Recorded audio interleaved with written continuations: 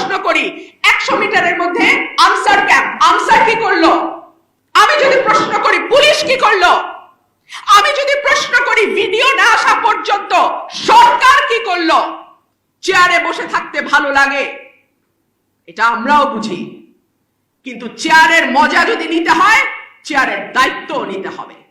এই দেশের মানুষ সামান্য নিরাপত্তা চায়, খুব বেশি কিছু চায় না।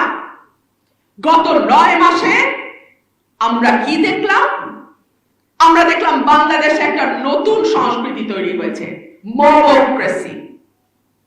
হুড়হুড় করে 20 জন, 25 জন, 30 জন মানুষ আরেকটা মানুষের উপর হামলে পড়ে। হতে পারে তার সঙ্গে তার ব্যবসায়িক দ্বন্দ্ব আছে, হতে পারে তার সঙ্গে তার রাজনৈতিক মতেরই অমিল আছে, এবং রিপোর্ট বলছে এর অনেকগুলোতেই অর্থনীতি জড়িত, অর্থাৎ টাকার বিনিময়ে 10 জন 20 জনকে ভাড়া করে এভাবে মত